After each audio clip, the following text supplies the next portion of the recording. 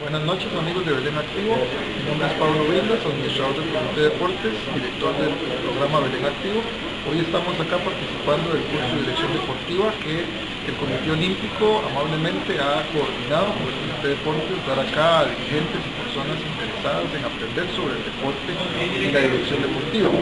A continuación les vamos a dar un avance de una entrevista que tenemos con el señor Henry Núñez, director del Comité Olímpico Nacional. Buenas noches amigos, hoy viernes 18 de mayo inició el curso de Dirección Deportiva aquí en Belén. Tenemos con nosotros al señor Henry Núñez, presidente del Comité Olímpico. Don Henry, sea tan amable y nos gustaría que usted nos mencione al menos unos 3 elementos fundamentales que usted recomienda se deben trabajar a fondo en toda dirección deportiva.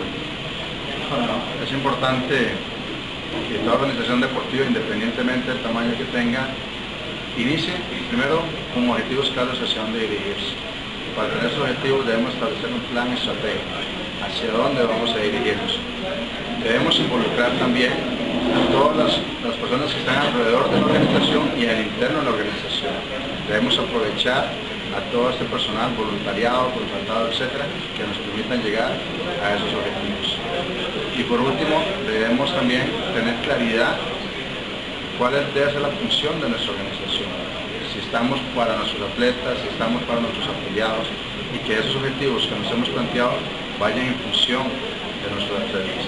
Debemos considerar factores externos, factores políticos, factores económicos y enfocar nuestro objetivo en función de lo que realmente se ha alcanzado. No podemos pretender hacer que una organización crezca demasiado o a corto plazo si no vamos cumpliendo paso a paso con nuestro proyecto. Don Henry, muchas gracias, le agradecemos el espacio que nos ha brindado hoy acá para este espacio de aprender haciendo lo que es la administración deportiva. Nos esperamos el día de mañana. Gracias. Gracias.